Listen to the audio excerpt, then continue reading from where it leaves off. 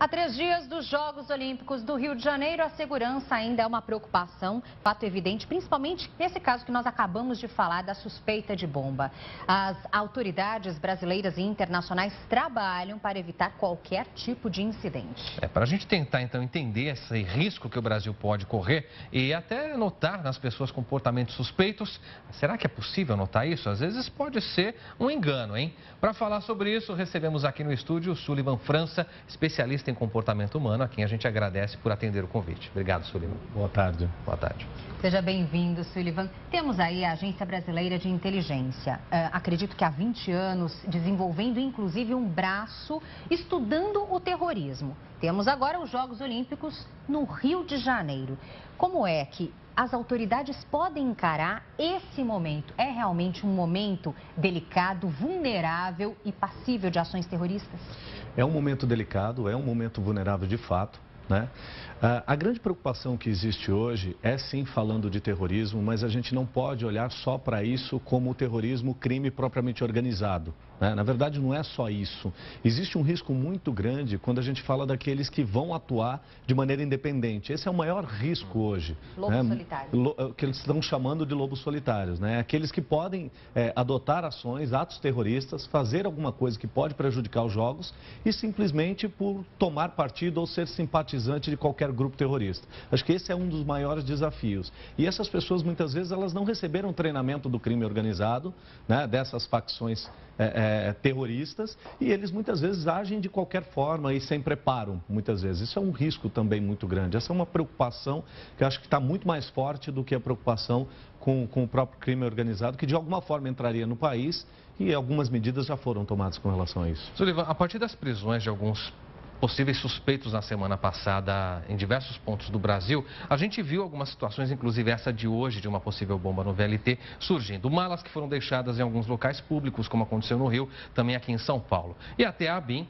lançando campanhas, tentando conscientizar as pessoas, de um modo geral, sobre comportamentos estranhos que poderiam levar a algum suspeito.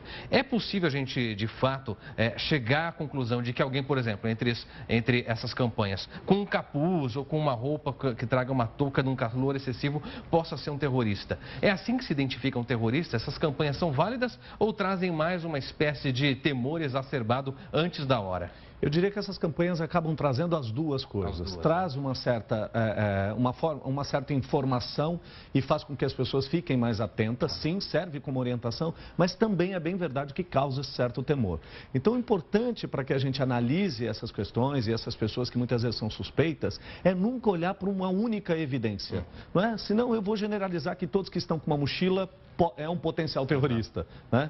Todos que estão com um casaco. É importante a gente entender que existem, no Rio de Janeiro nós teremos nos próximos dias pessoas de diversas nacionalidades, com diversos costumes diferentes, algumas coisas que para nós brasileiros podem parecer totalmente estranhas, para eles podem ser extremamente comum. Então é importante que a gente olhe para diversas evidências para que a gente possa tirar uma determinada conclusão ou quem sabe fazer até uma denúncia, né? Não simplesmente só por uma mochila ou por um casaco. Até interessante pegar esse exemplo. Se você pegar um árabe tradicional que esteja aqui, ele vai utilizar uma espécie de burca, né? Aquela roupa tradicional. Não é por isso que é um terrorista. Exatamente, exatamente. Então, o cuidado com esse temor que é bem possível que se instale, sim. E há alguma orientação geral, então, para que as pessoas se mantenham, claro, em alerta nesse período, já que o período realmente é caracterizado como vulnerável, mas que não cause pânico? Então, quais são os indícios que podem realmente despertar um sinal de alerta? Sim.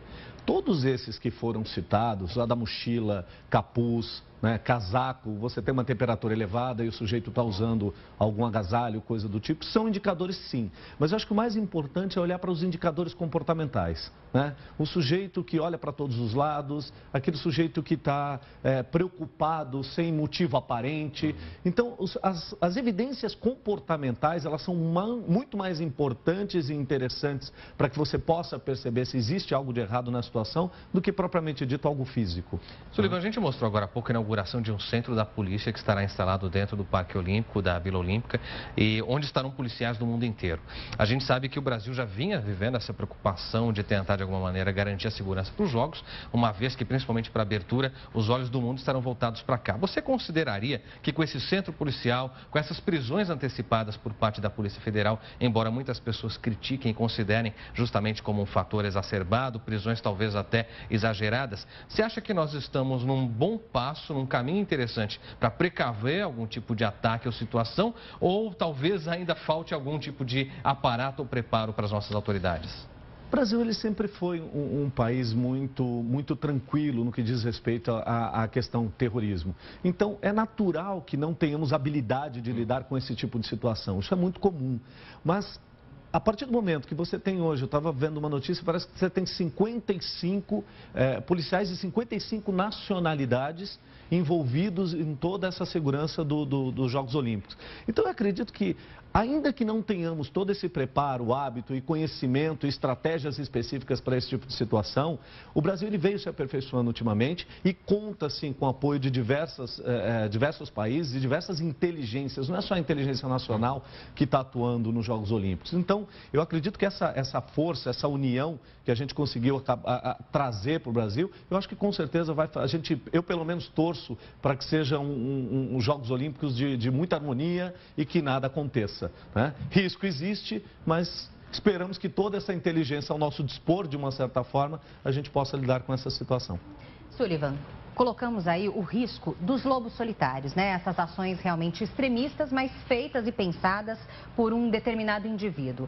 Agora sabemos também que as células terroristas sempre estão principalmente em busca nas redes sociais de pessoas para serem recrutadas, pessoas que apresentam certas vulnerabilidades. Para que não aconteça amanhã ou depois de um vizinho ser preso, você fala, nossa, mas parecia uma pessoa tão normal, estava ali dividindo a casa, né, o mesmo espaço comigo, assim como nós percebemos em ações aí que aconteceram pelo mundo. Quais são os indícios comportamentais e os pontos de vulnerabilidade que esses terroristas utilizam para captar mais integrantes? Normalmente, esse tipo de situação, para que eles façam a captação e consigam atrair esses simpatizantes, normalmente são pessoas mais jovens, né? Normalmente são pessoas jovens, são pessoas de uma classe social, não dá para você categorizar se é uma classe social média, baixa ou alta.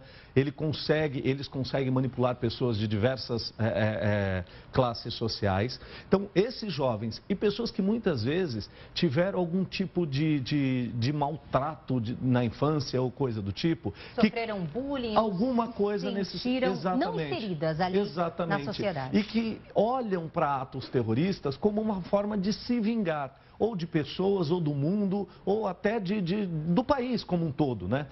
As questões políticas, muitas vezes em situações como essa, também acabam reforçando para que o sujeito se torne mais simpatizante a situações assim. Então, existem vários indicadores que fazem com que o indivíduo seja simpatizante do crime organizado, de atos terroristas. Tá?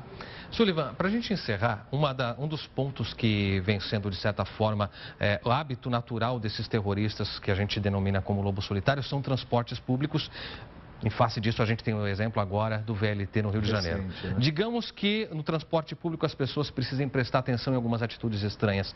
Ainda mais nesse momento no Rio de Janeiro em que muitos turistas, muita gente de diversos países vai fazer uso do transporte, inclusive VLT. Que dicas você pode dar de segurança dentro do transporte público para que essas pessoas fiquem atentas? Dentro do transporte público, é que a pessoa não fique tão distraída ao olhar para fora, né? Procure se concentrar no que está acontecendo ali ao seu lado. Muitas vezes você está olhando para fora e esquece o que está se passando ali do seu lado. Eu acho que essa é uma dica muito importante. Ficar atento às pessoas que estão desembarcando, se estão deixando algo para trás. Perfeito. Isso é um ponto importante. E as que estão embarcando, como é que elas estão embarcando? Qual é o comportamento do indivíduo que está embarcando? Eu acho que essas são as 3 dicas mais importantes e que, de uma certa forma, te ajuda a perceber se existe algo de errado à sua volta. Essa é essencial que você falou. Deixou alguma coisa, uma mala, uma mochila, a dica é sair do transporte e acionar a polícia. Exatamente. Exatamente. Muito obrigado por sua disposição, Sullivan, por trazer para a gente esses esclarecimentos. Eu que agradeço. Ótimo dia, Sullivan.